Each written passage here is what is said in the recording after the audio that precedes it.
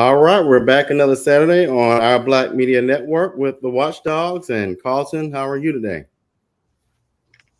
Good morning, everybody. Welcome to this Watch Star. So we have a lovely gentleman on today by the name of Chris Middleton. I had the privilege of meeting him a couple of years ago at a deep meeting, and he thoroughly impressed me then. So I know he'll thoroughly impress you all today. Awesome, awesome. Well, let's hop right into it. So, Mr. Middleton, tell us about yourself and why you decided to jump into a campaign this year. I thank you for the opportunity. I think I'm having some issues with a microphone on my end. Can y'all hear me? Oh, we hear you good. Okay. Mhm. Well, Chris Middleton. I'm actually from Charleston, South Carolina, born in Charleston, and born to a single parent household. Mom worked 3 jobs to make the ends meet. I was the oldest of three. Times were challenging. Mhm. Got into a lot of trouble because my younger brother has mental health challenges and uh, was getting bullied, and I just did what big brothers do. Um, and that went on. That was a trend for a while. Um, got into a lot of issues. Got into a lot of fights because of that. And then I moved to Moncks Corner, South Carolina, with my grandmother, who was born in 1908. So you know what type of education I got at that point in time. She taught me about history. She taught me about the community. Taught me about culture. Taught me about religion. And then slowly started to see my life transition and change. And um, once again, the issues with my brother continued, and I found myself defending him again in the 10th grade. But this time, I didn't end up in the principal's office. I ended up in front of a judge. Mhm. So it's a different game at this point. Um, Inside of a principal's office, I knew very well. Inside of a courtroom was something that was completely foreign to me, completely new. The judge asked me, "What do I want to, what happened?" And I told him exactly what happened, and I was prepared for the judge to rule against me. This was a perfect stranger, nobody that didn't know me. I didn't know him. He leaned over and says, "Well, I'm the oldest of five. I understand." Mhm. Dismissed my case, and when he dismissed my case, what happened is it allowed me an opportunity to then go to college. I got a Mhm. scholarship to Savannah State University. Was able to play football for the Tigers.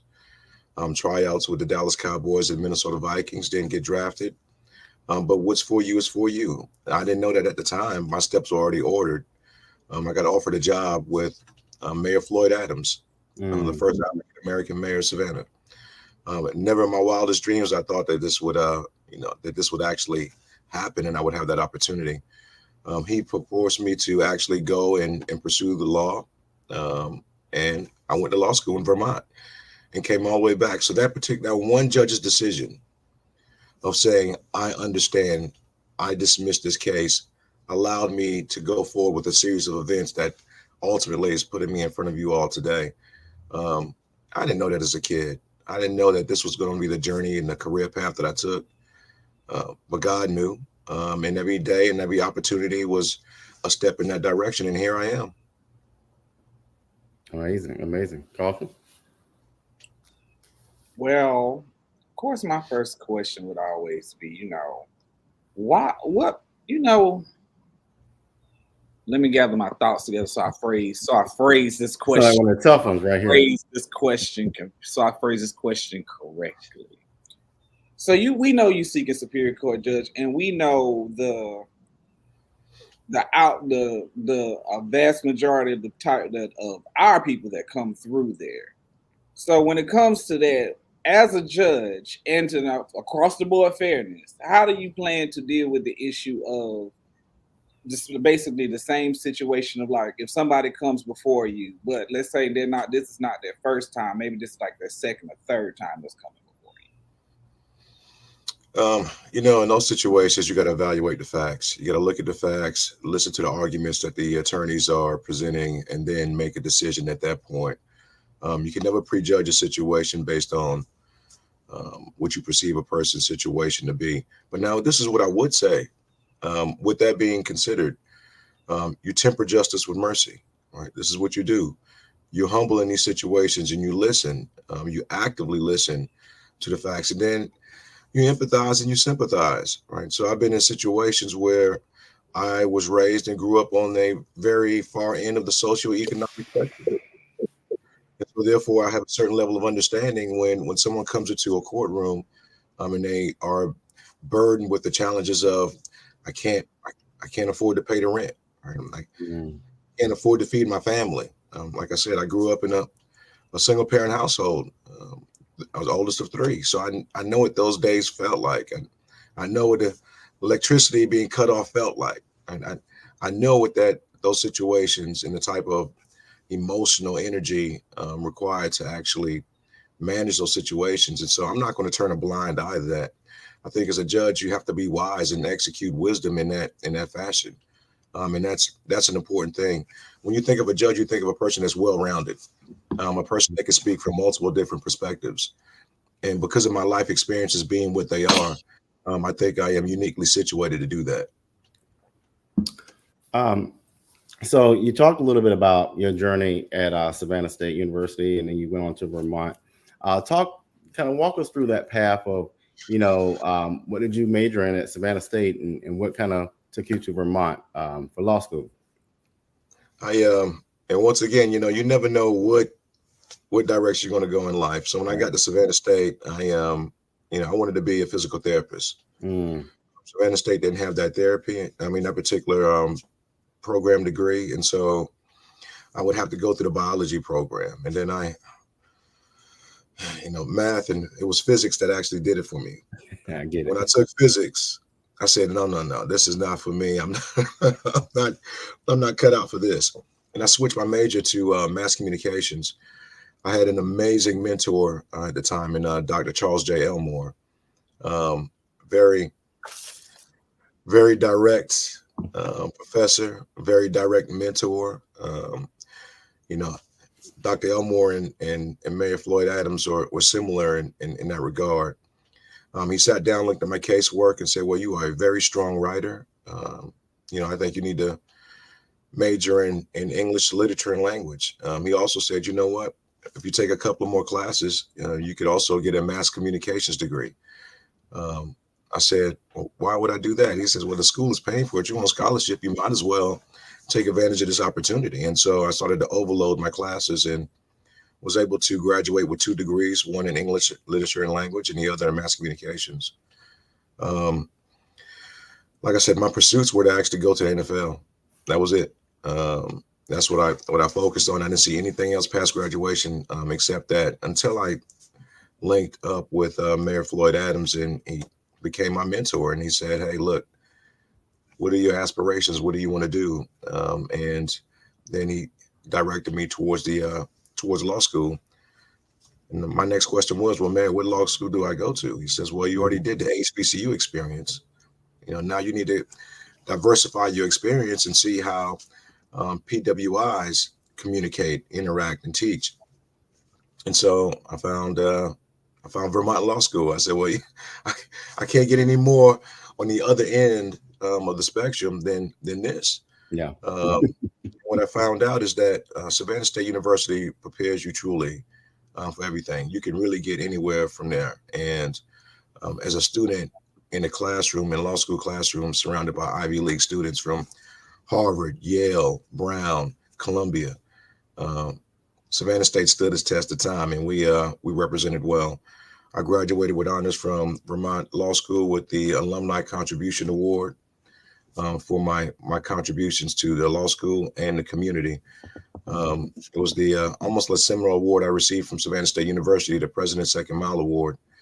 And that just spoke testaments to what Savannah State, the production of a Savannah State graduate in higher education. Doesn't matter if it's law school, doesn't matter if it's, doctoral programs or master programs. Savannah State prepares you to rise to the challenge, and that's what I did. Well, Awesome. well, I'm gonna say one aspect that people might not know. Like I said earlier, I met you at the Deep, a Deep meeting when you came. And I can't remember now whether you're the founder or whether you're the chairperson, but I see that your community outreach is there because you just stated it there, and it's been there for a long time. So, can you explain to the people a little bit about that? I believe in servant leadership. I believe in that. I grew up, like I said, my grandmother was born in 1908. Mhm. very rural Gullah community, amongst going to South Carolina, this little town called Oakley, and everyone helped each other. What you didn't have, someone else had, and we shared, we uplifted and assisted. And so that spirit never left me. So when I got to Savannah State University, I started doing it in other ways. Big brother, big sister, Habitat for Humanity. It was natural. And you see some of the organizations, the Greek lettered organizations, actually personify this in their mission and their visions and their principles. That's one of the things I picked up on with Omega Psi Phi Fraternity Incorporated, which I'm a member. We believe in servant leadership. We believe in our duties and obligations to the community. And I was able to go ahead and continue that. And you do it in many different ways. So Deep Center, I'm the board chair of Deep Center. I gravitated towards Deep Center because I was one of these young kids that dealt with a lot of anger issues. Dad didn't grow up in the household. I wondered why my Christmas didn't look like my classmates' Christmas, right? When they got new bicycles and tennis shoes and everything. Well, my mom was a single parent. She couldn't afford it, but they came from 2-parent households. And Mhm. so the dynamic was a little different. And I had no outlet to really express my frustrations other than, getting into fights until I discovered poetry. When I Mm. started writing poetry and was able to go ahead and express those frustrations and put it down to on paper instead of just acting out um, my frustrations, my life started to change. And when I was associated with Deep Center, or introduced to Deep Center, I saw that that's exactly the thing that saved me. And how can I not gravitate towards that? I see someone else, another Chris Middleton, that is going through a similar challenge, and the way I can help them with that is say, put it down to paper, get creative about it, write your frustrations down, use your words to express how you feel internally. Don't keep it bottled inside, because the moment you do that, everything rises to the top, right? There's going to be a critical point, an explosion when you keep stuff bottled inside. So release it, write it down. I love working with Habitat for Humanity. I love working with my hands and helping build someone else's dreams. I think there's no greater thing that you can do for society, for your fellow citizen, than to lend a helping hand. The same thing with citizens advocacy. And dealing with populations that are invisible. A lot of times we focus on race relations and gender relations, but we forget about individuals with challenges with mental and physical disabilities. Mhm. And when I saw how that population was being treated, I mean, it resonated with me because I said it earlier, my brother has mental health challenges. And so, I mean, that was a no brainer. I'm moving in that direction and I'm trying to do my part to uplift that community as well. And you're going to see situation after situation after situation like that. And where, I just came in and joined organizations that were doing good things for the community. Sounds good. Sounds good. As you were talking about that, it prompted a thought in my head. Do you believe judges should have a level of compassion, or should they, in Georgia, for example, you have very strict guidelines. What are your thoughts around being a human, down to earth person, but also making sure that you're supporting the laws that's written? That's a good question, and it's a fine line that you have to tightrope. Right, the law is the law. Hmm. It's black and white. But the thing that people don't talk about often is there's something called judicial discretion.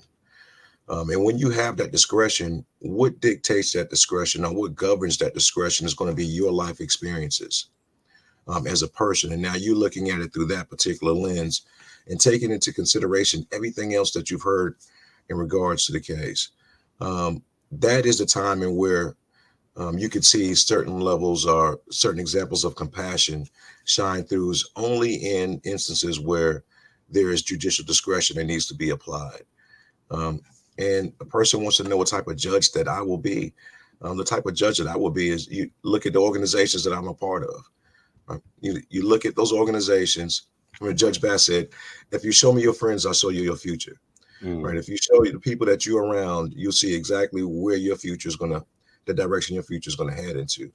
If you look at the organizations that I'm a part of, Habitat for Humanity, Citizens Advocacy, the Savannah Chatham Homeless Authority. If you look at all these different nonprofit entities and organizations, Deep Center, Hodge Memorial Daycare, the Savannah Safety Valve Project, Georgia Appleseed, that is the ethos. That is me. That is the type of lens and empathy that I'm going to evaluate matters through when and only when I have the discretion to do so. All right, Carlton, we'll turn it to you, and then we'll do a commercial break. Well, this is my next question for you. You know, every lawyer usually when they go to law school, they have that path that they want to go to. My question is, what's criminal law, that path that you want to go on? And what was that deciding factor that say, the deciding case or decision that said, oh, this is where I need to be, this is where I didn't want to go? And you guys are y'all getting down to it, man. Yeah, real questions. I mean, and that's what the people want to know. Yeah. So I definitely appreciate that. For me, it was environment. So I came to Vermont Law School for environmental law. I noticed that there wasn't a lot of minorities in environmental law. I was intrigued because I saw what was going on in Alabama with Cancer Alley and a lot of pollutants being pumped into minority neighborhoods. And so I said, well, I wanted to be one of those lawyers that addressed that issue. And then I struggled a little bit because even though I wasn't able to play professional football, I always thought that maybe I could still be close to the game as an entertainment lawyer, an agent. And so I was running those two paths. And then I did an internship in Berkeley County with the public defender's office there. And that is what changed my legal trajectory. I saw how the system was working. I saw how these individuals were being treated, and it broke me down. It really, when I went home, I really prayed about it, asked God for some direction, because something that bothers you that much, I mean, God is trying to tell you something. It's just not a passing feeling, and I couldn't shake it. And so at that point, I made the decision to move forward as a public defender. I said, you could be part of the problem or you could be part of the solution. And I chose to be part of the solution. I believe that every client that you have, doesn't matter if they can't afford an attorney. If they get one that's appointed to them, then that attorney that's appointed to you should work as hard, if not harder, as if they were being paid. And so that's the direction I took. And I said, God, you help me pass this bar exam. Please let me pass this bar exam. I am going to represent the people. And that's what I did. When I got files weren't case number SPCR 2323. Files were, this is James Smith. This is Rhonda Williams. This is an actual person who has a family, who has hopes, dreams, aspirations.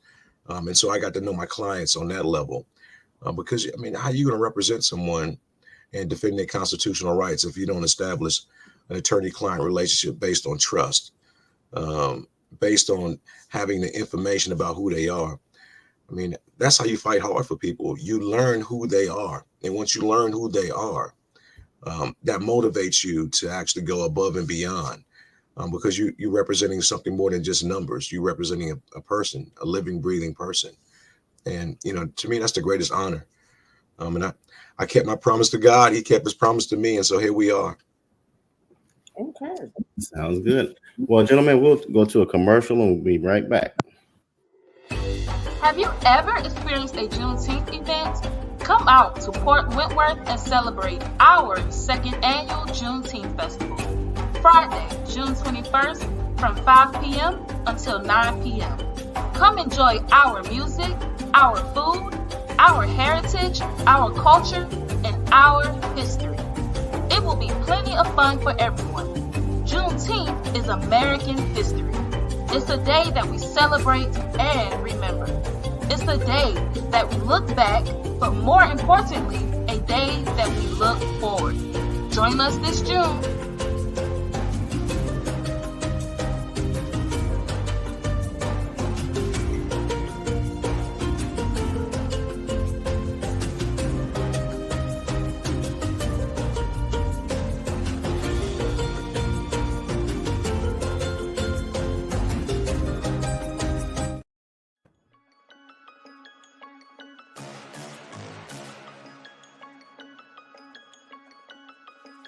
Hello, I'm Richard Coleman, and I'm running for the office of Sheriff of Chatham County. And when I'm elected, I promise to inspect what I expect. Chatham County, it's time for a change, and that change is me, Richard Coleman.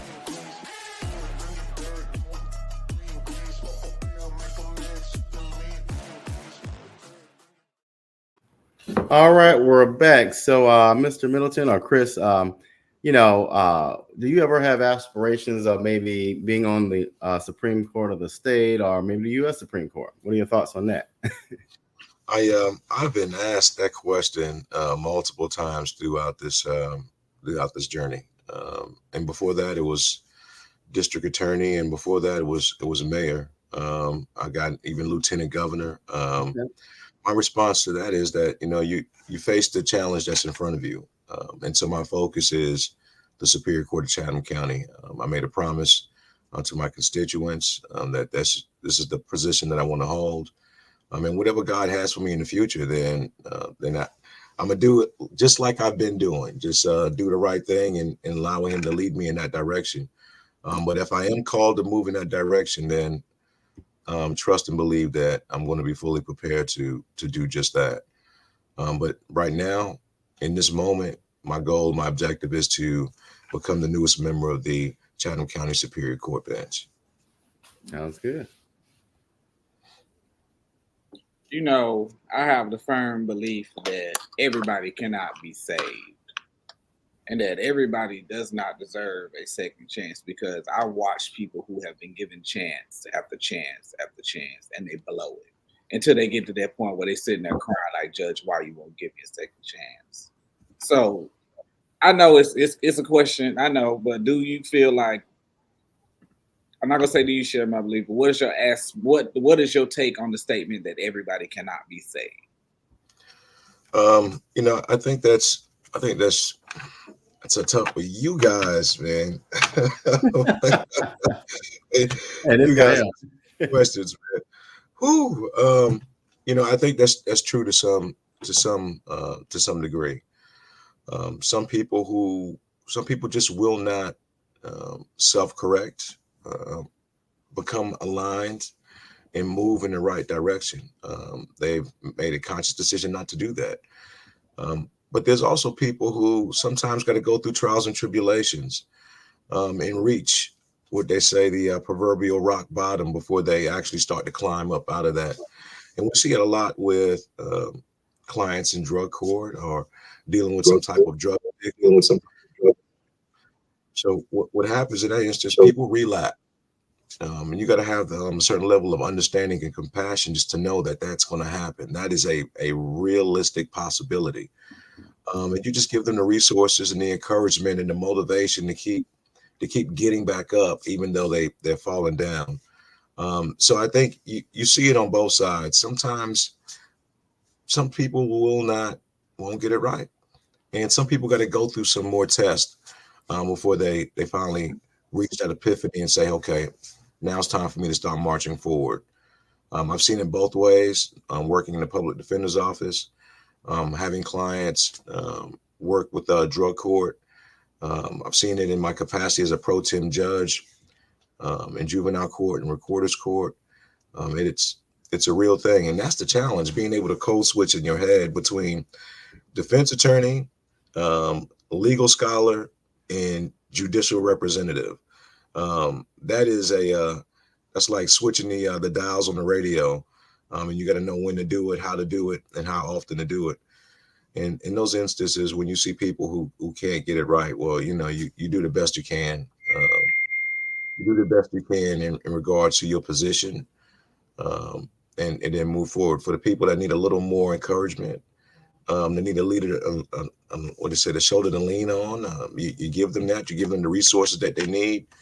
And once you give people the resources that they need, the ones that want to change and want to make a difference and may have experienced challenges in the beginning part of it, they will surprise you towards the end. I mean, we know stories of people who, what's the phrase, can't get right.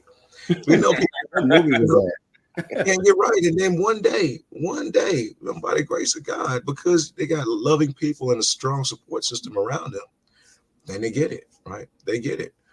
I went to college with a lot of people who came in with challenges, and You know, folks are saying they can't get it. They won't. Now they got their doctorate degree and they're inspiring whole communities by being positive mentors and role models in communities. I mean, so it could happen. I think it's just both sides of the spectrum, and you just got to evaluate it evenly. You know, one of the things I was, thinking about, in our community, unfortunately, we see violent crime on a daily basis. With that said, are we focusing, our resources on the right areas, or do we need to reevaluate and maybe prioritize how we kind of approach that issue? Because, when I grew up many years ago as a young child, it was very similar. Somebody was getting killed or shot every day. So, what are your thoughts about that? Are we in the right direction when it comes to dealing with violent crime in this area? I think we got the pieces. We're building the foundation.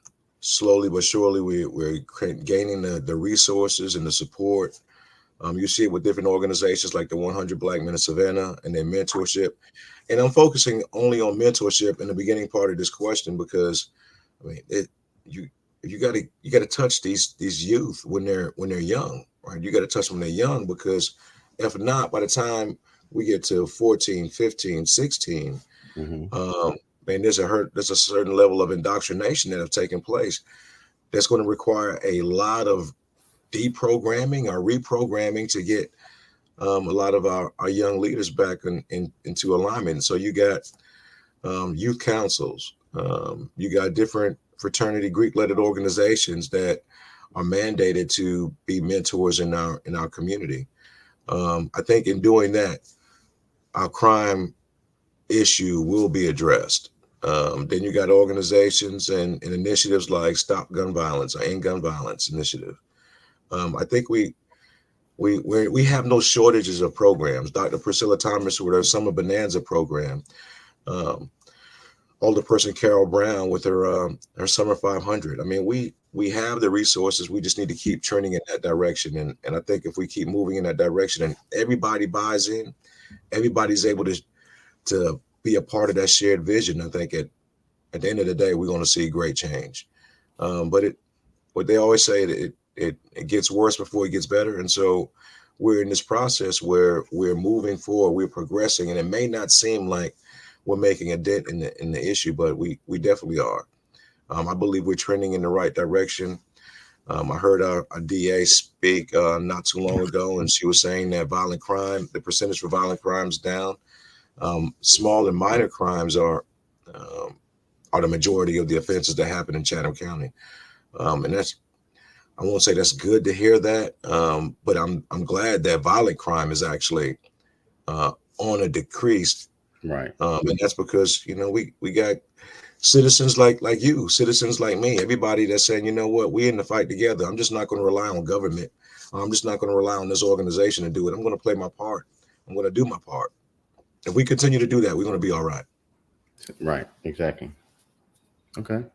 My next question, he'd be like, it's so funny that you say that. But the one thing that I want people to realize about when you ask these candidates these questions up front, it gives you a whole generalized idea of who they are and what they stand for. Because I outright said I actually support Chris Middleton. When I found out he was running for Superior Court judge, I was excited. Because I said I made him outside of outside of the judicial system and seeing what he was doing in the community to know that he would be a correct candidate for us in Chatham County. But we ran by the question because we know what the Superior Court judge, but the thing that people need to know, what are the key points of what the Superior Court judge does? Good one. Good question. That man, you guys, man, I'm telling you, this is probably one of the most informative and intense interviews I've had on this campaign trail. The questions are definitely on point.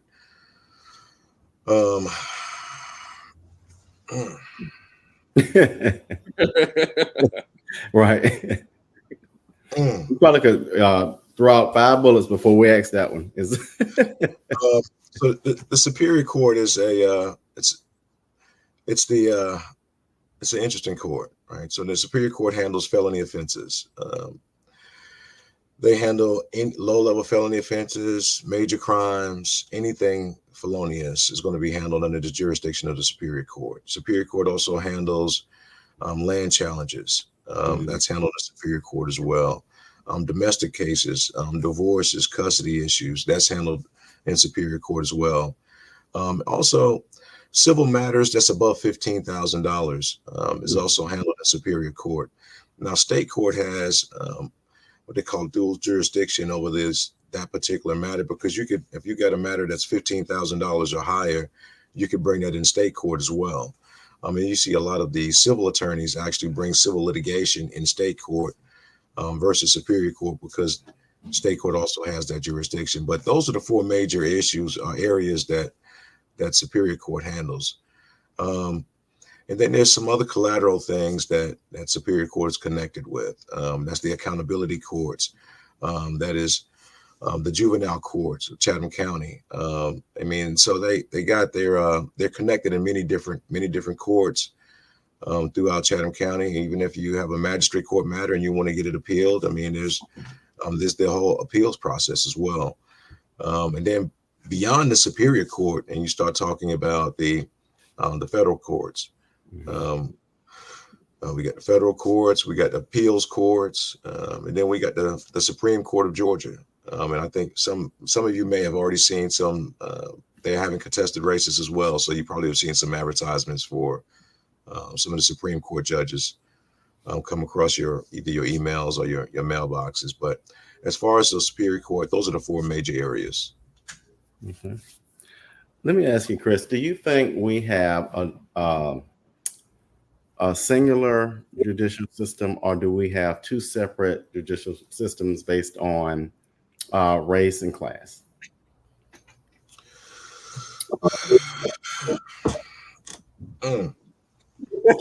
I think Carlton told me the accent.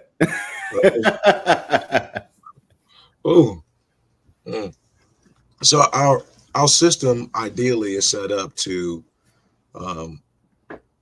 address the issues in the Constitution, to advance fundamental fairness. Doesn't matter race, religion, or creed. But what we have seen throughout history is that sometimes that justice isn't applied fairly. I mean, these aren't my words. History has shown us that from time and time again. And that's why it's important to make sure that certain people are elected. I mean, the system is the system. It's the people in the system that determines if we're going to go right, if we're going to go left, or we're going to go straight ahead. And so we got to make sure we vet our candidates for these positions fairly, thoroughly, just like you all are doing today. Because once they put into that system, now there's an expectation that they're going to operate from a place of fairness. It doesn't matter who comes before the court. And that is me, right? That is the type of person that I am. So I can't speak to anyone else. I can only speak to my actions and my expectations. And most importantly, the people that vote for me, I want you to hold me accountable. Right? You get me in this position. I want you to say, hold on, Chris, you said this. You said that. You promised that you were going to act in accordance with this, and your actions or your rulings are not reflective of that. Hold me accountable. One thing that my grandmother, who was born in 1908, taught me is that be humble. Be humble. Right? And so I am humble. I'm humble enough for you to have these conversations with me, to hold me accountable. I'm humble enough to listen, but I'm also zealous enough to tell you that, yes, historically, there's been challenges in regards to the administration of justice. But the way we handle that and the way we correct that is to make sure that we elect people that are going to operate from a place of fundamental fairness. And like I said, that's me. Sounds good. That sounds good. You know, I heard a statement that say the judges are reluctant to run against attorneys are reluctant to run against other judges. I see you have no reluctancy because we know you feel what's right is what's right, what's wrong is what's wrong. I ain't gonna say nobody did nothing wrong. I ain't gonna say nobody did. They aren't saying they weren't doing what they were supposed to do. But do you feel like there's a reluctancy amongst attorneys who run against judges?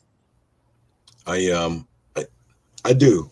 I do see that fortunately, in my position, Judge Friesman is retiring, and it's an open seat. I have opposition, but it's an open seat. Um, I don't think that I would have ran against uh, Judge Friesman in a different scenario, only because I'm looking at a situation now where I'm a pro tem judge in juvenile court, in recorder's court, and also I'm a managing partner of my law firm. Mm. Right. Mhm. So I was offered or put in positions where I could have taken a judicial position years ago, but the time wasn't right. Right, the time just wasn't right.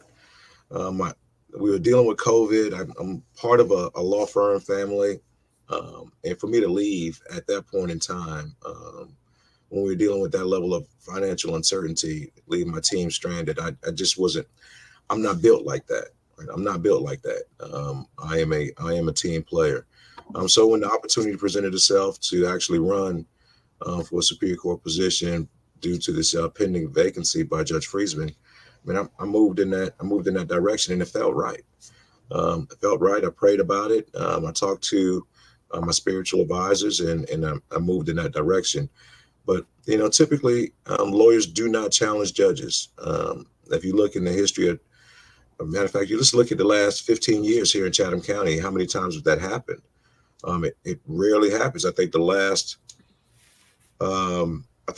race that we had that was contested on the Superior Court level where it got contentious was going to be Judge Morse when he was defending his seat against Peter Mueller.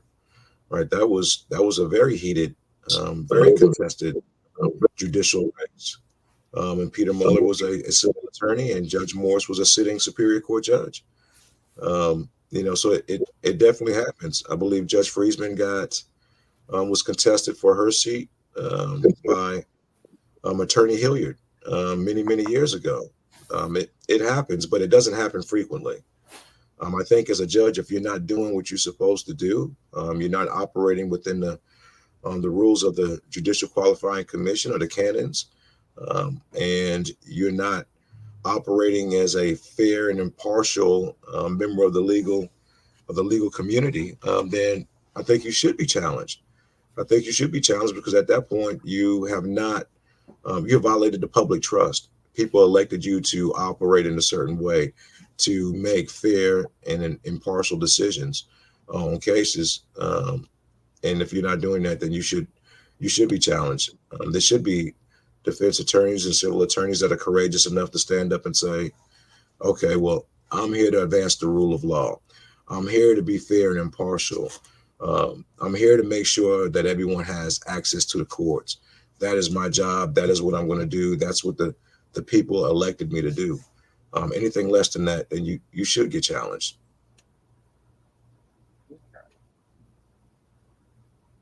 Go ahead, Carlton.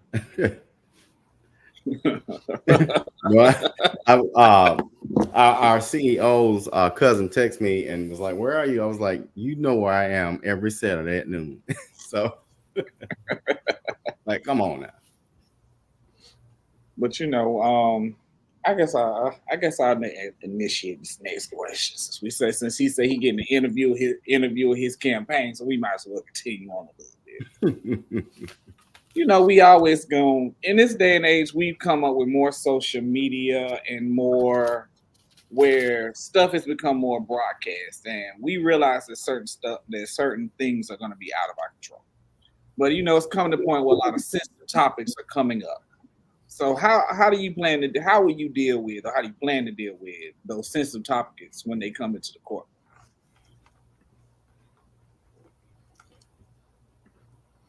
Carlton, I think something happened with the audio. I can't hear you now. Can you hear me now? You might have to go out and come back in. RG, can you hear me? Yeah. Oh, yeah. You don't hear us. Yeah. We hear you. You probably don't hear us. Oh, let me send a message. Can you all hear me? Mm-hmm. I can hear you. But what he asked was, how do you plan to deal with those sensitive topics that may come before you, given social media now has become so much like the news, all the news. So how do you juggle it? How do you navigate that space? Oh, not my bad. I didn't mean for him to go out and come back in, but it might have been. Can you hear me? I hear you. Can you hear me? Why we sound like Medea? You see me? But like I tell everybody while we're waiting, I thoroughly support Chris Middleton. Like I say, he's an all around great gentleman, and I feel like he'll do great things for the county of Chapel. So, Chris, can you hear us now? Or I can hear you now. oh, perfect. Yeah, I don't know what that was about. Go ahead, Carlton. oh, I was saying, social media has created so many issues. Well, I'm gonna say it created issues, but it just creates a lot of awareness of what's going on. So when it comes to like the sensitive subjects that are coming to the courtrooms, like race or gender or orientation, how do you plan to address those situations, or how you plan to deal with and making sure that each side is just not bombarding each other to make one seem worse than the other? I think as a judge, you have. I mean, it's oversimplification of it, but you're a referee. You got to make sure that one, the parties stick within the bounds and the realms of the law.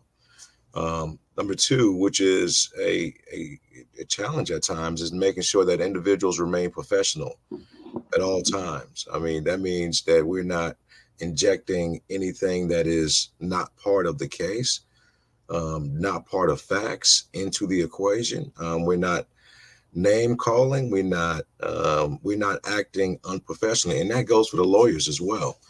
Sometimes, if you want to cool the temperature out of the courtroom, one of the things you have to do is just manage the energy level of the legal parties, because sometimes the legal parties, because it's an adversarial process, sometimes it gets heated, sometimes things escalate. But as a judge, a good judge, you're able to maintain that and manage that and make sure that there aren't any outside influences that come in and distract people from what we're really here to do, which is to solve problems, which is to reach a resolution on a particular matter or particular issue. And so that is, as a public defender, is one of the things that I try to follow very closely and make sure that I didn't escalate matters in court, but still was able to zealously advocate for my clients. If opposing counsel decided to elevate things, then my goal and my objective at that point was to bring it to the judge's attention and get things back on track. But it's tough. Sometimes, tempers fly, people get heated, but the judges needed to go in and make sure that courtroom stays balanced, because if we allow issues that aren't part of the case to actually become part of the case, and you get into a position where you name calling and acting in an unprofessional manner, then nothing's going to happen. Now, when you get in situations, now the flip side of that is, what if it's a case, or what if it's a matter that involves race, right? Let's say racial profiling or something along those lines of that nature. Then you got to evaluate the facts. You got to listen to the testimony, listen to the evidence, see if that's exactly what's going on, and that's what it is. And if it is that, then we got to act and govern ourselves accordingly. The law speaks very directly on that, those types of attacks, those types of issues. And as a judge, I'm going to follow the rule of law, especially when it comes to matters like that. Okay, RG. Oh, go for it. You had another one. He just sent me one. I was like, go for it. Jennifer Lewis, I was watching a TikTok one day, and Jennifer Lewis said this statement. She said the reason what made her so great was that she surrounded herself with generals to help her and make decisions. So do you have counselor people that you can look upon when you feel like you need to? You might have the idea, but you want to make sure that you have a guided path. I feel like maybe you want to make sure that you're within the bounds or what you're supposed to be doing. Or I can think kind of get what I'm saying. Get what I'm saying. That makes sense. Yeah. You got to have mentors in that situation. And the Superior Court is that, right? You got Judge Colbert, Judge Stokes, Judge Morse, Judge Walmsley, Judge Karp, and they got their experiences. which is invaluable because they've been doing it longer than they've been a judge longer than I have. And so that's going to be my first go-to in those situations. I have judicial mentors in Atlanta. I have them in Brunswick and in Macon. So I reach out to that network, and you're absolutely right. You got to have these people that you lean on to, and even in regular everyday life, you got to have people that you go to whenever you face with a challenge, and say, "Hey, look, man, what do you think about this?" Now, on the community side, man, we are fortunate to have a lot of generals, right? We got Brother Julius Hall. I mean, he's a general. And what's bringing this type of platform to the people? You all are generals, right? I mean, and you got the pulse on the community. You know exactly what's going on. If I'm just in the courtroom and on a bench, hearing cases that come before me and not engaged in the community, and don't have any idea what's going on in the community, then I'm one-sided. And so when it comes to community issues, man, I'm like, hey, Carlton, man, what do you think about this? So you saw this ruling in the court. You saw what's going on in the Supreme Court and the decisions that they've made as it relates to constitutional rights and civil liberties. What do you think about that? Dr. Robert, I come to you and said, man, boots on the ground in the community. I mean, have you seen an increase in violent crimes? And what do you think is the cause of that? And better yet, what do you think are the solutions, and how can we move forward with that? So I make sure I surround myself with some strong generals constantly, every day. Mayor Floyd Adams taught me that when I worked for him.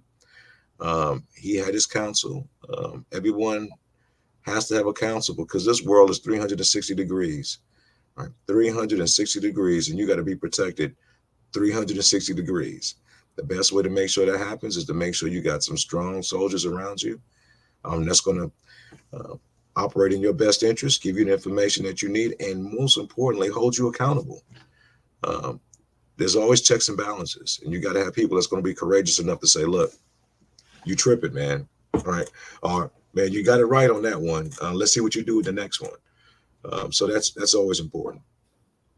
Well, Chris, we don't want to run out of time and not give you an opportunity to tell people where they can find you online. If you have a website, how can they donate, and talk a little bit about your platform as well. Okay. Matter of fact, I think I could. You can find me at Elect Chris Middleton for Judge.com. My platform is on restorative justice. My platform is on servant leadership. And just to explain that a little bit, I believe I said earlier that if you give people the resources that they need, they will surprise you. So we got, if you're dealing with a drug addiction, there's drug court, there's the resources that we can build in to make sure that you get the counseling that you need, housing that you need. And that's important. That's even with mental health court. That's with all the different accountability courts that we have here in Chatham County. And also outside of that, when you start talking about a sentence plan for a person, what's in that sentence plan, right? Are we talking about a condition or a component that says GED requirements, or workforce development requirements, or what are the conditions that are built in that's going to help a person elevate to the next level? Or are we going to put conditions and sentences that continue to anchor people down to the bottom of the ocean, right? And I think that's really important, because what we see in today's society is that workforce development is a real thing. I mean, they want jobs, they want workers, but then when they do the background check, they see a felony conviction, you get eliminated from consideration. And that's a problem. I am a strong proponent of first offender. I'm a strong proponent of conditional discharge and pretrial diversion, anything that's going to keep that felony conviction off of your record for low-level felony offenses. Now, when we start talking about major crimes, that's a different story. But if you got a simple marijuana possession, that's on your record, and that's prohibiting you from getting a job or enrolling into a university and getting a scholarship to get a better education. Now, I got a problem with that. I got a serious problem with that. The other platform I'm running on is servant leadership. As a legal advocate, man, you're a leader in the courtroom. I mean, that's a given. That's what you're supposed to do. But lawyers are also supposed to be leaders in the community. You're supposed to work in the community. You're supposed to associate with nonprofit organizations and uplift your community in any way that you can. I mean, that's the principles and the tenets of being a legal advocate. And so I believe in servant leadership. I believe in restorative justice. I believe in fundamental fairness. And this is what I look to bring to the Superior Court of Chatham County.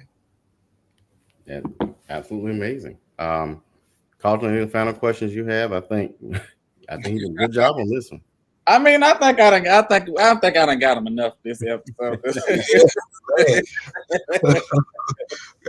Great job, man. Definitely great job. Good conversation. I mean, I look forward to seeing you, win this election. I think you have a really well prepared thought process to enter that space. So, it's my one thing. I appreciate it. I'm saying the one thing I used to tell RG when he was running for city council is that we always have the positive mindset that when I'm sitting on there, I will be your next. Right. So I always remember that. Because like I told him, y'all better be on the lookout for Chris Middleton and be our next Superior Court judge. If you ain't know, now you know.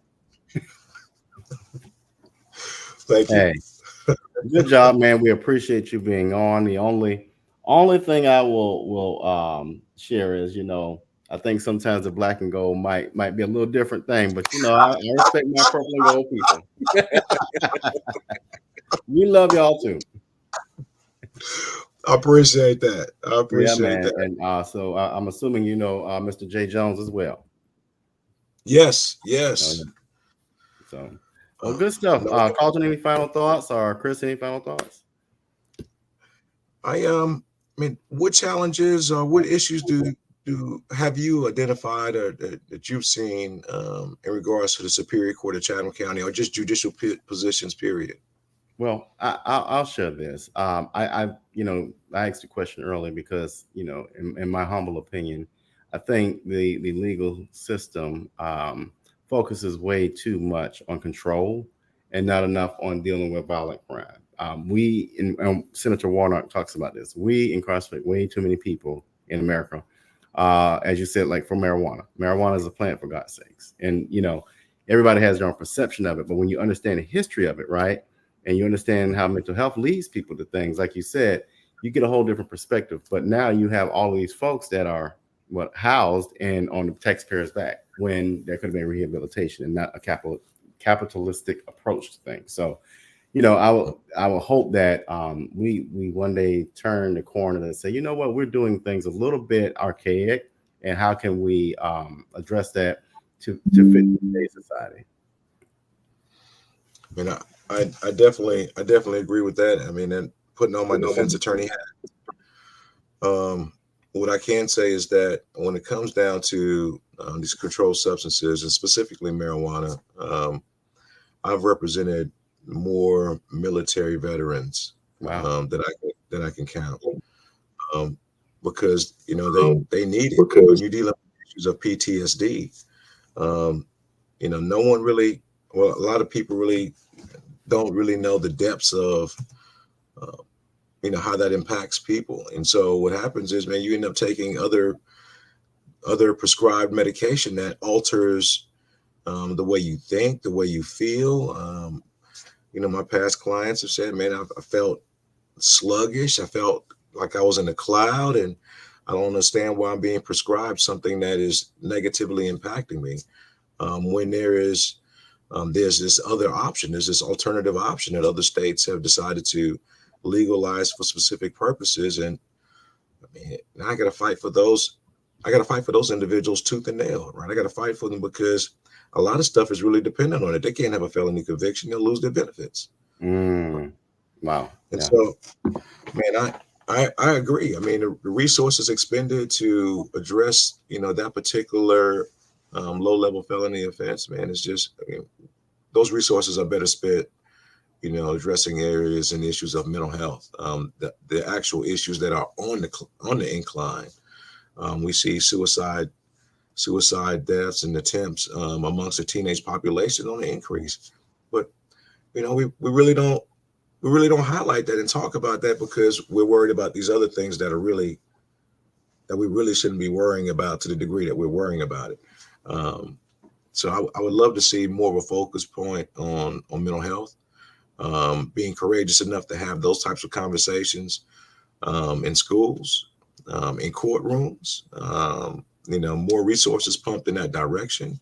Because if not, what we're going to continue to see is we're going to continue to see these news articles dealing with teenage suicide attempts on the increase. We're going to see, and everything's connected. We start seeing the gun violence and people who are stopped and arrested and charged and convicted with gun violence and gun crimes.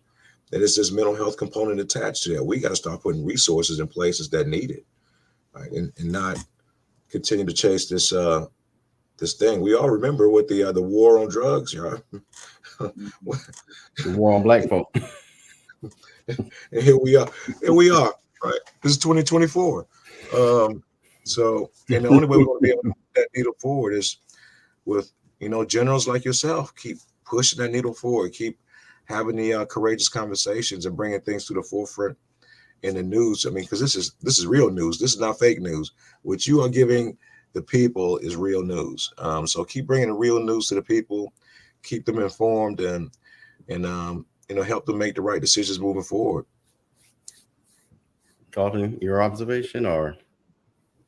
I mean, my only observation is the fact of the one thing that I think I would like to see is, we have the 100 black men in Savannah who they work with youth, but then we have this youth who get into trouble, and I don't really feel like, to my perception, that's just my perception, that they don't have somebody to come in and help them, advocate once they get there, to help advocate for them, and because, like we said, we grew up, we're in a fatherless generation, and I would like to see these organizations become more part of the system, more part of helping them get out of the system. We know they become a part of the system, but we want to see them once they come not to go back.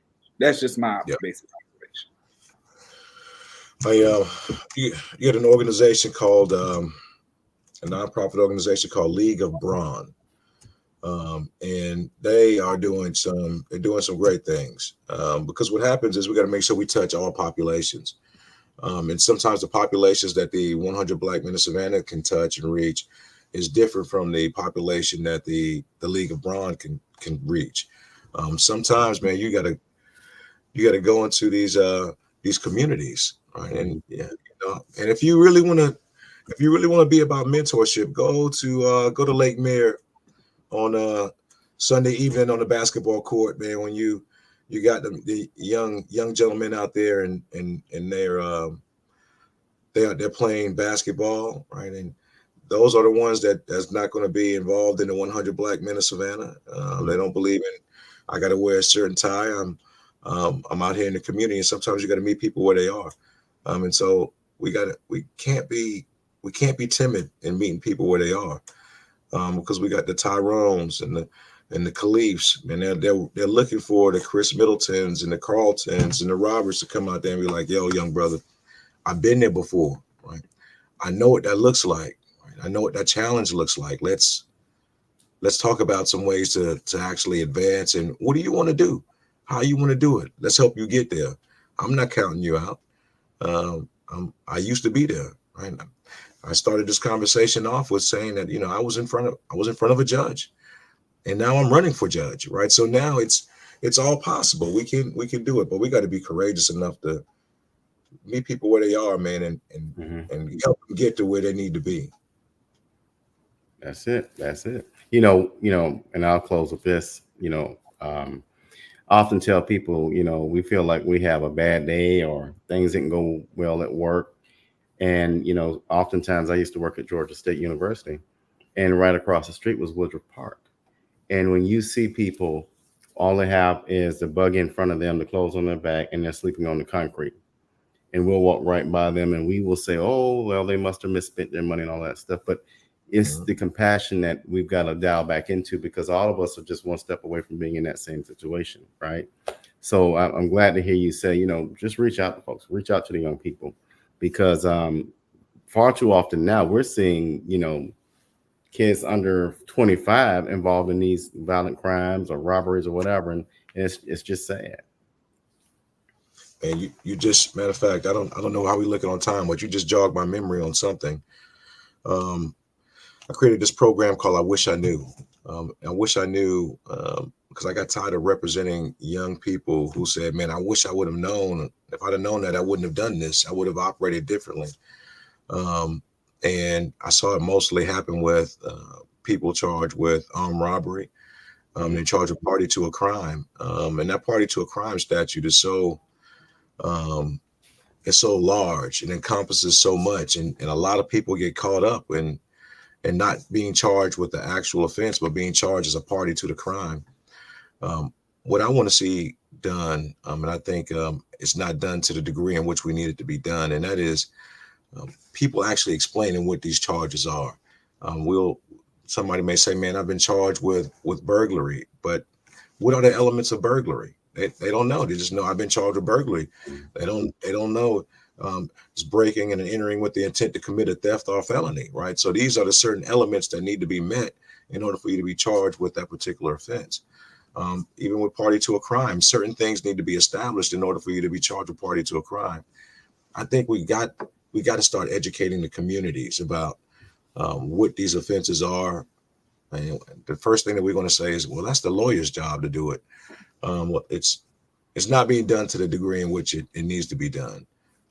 And I love going into these elementary schools, these middle schools, these high schools, colleges, summer camps, and talking about the collateral consequences of criminal conduct.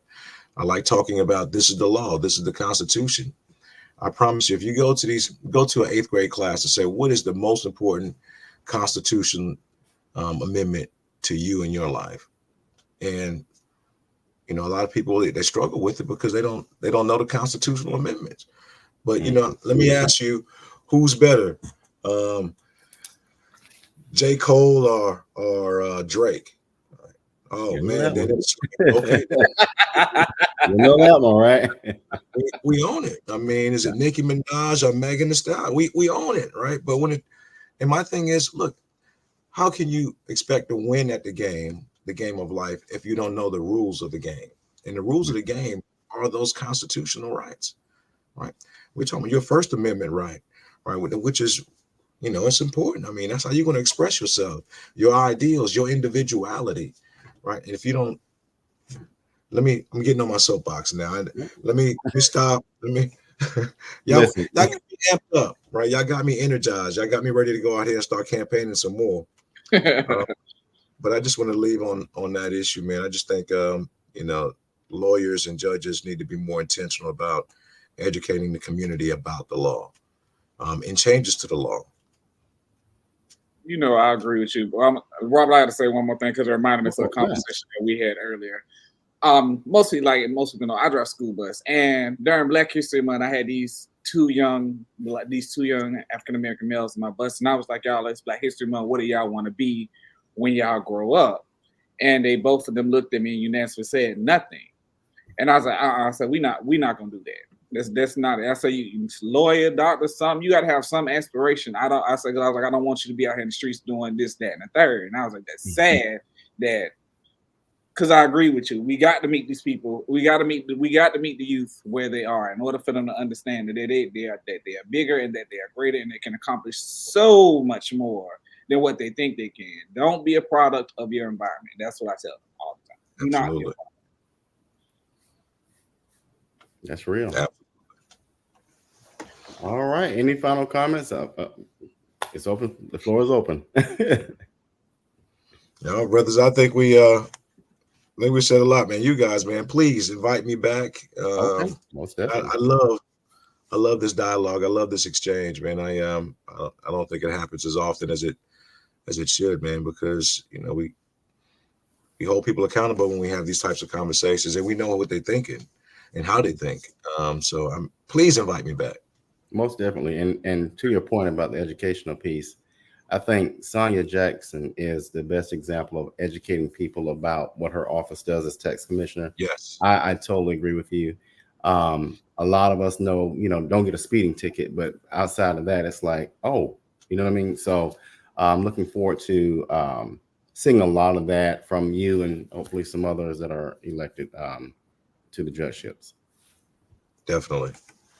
All right. Well, we'll be back next Saturday at noon. Same time, same place. So y'all have a great week now. Thank you. Yo, that's the wrong outro.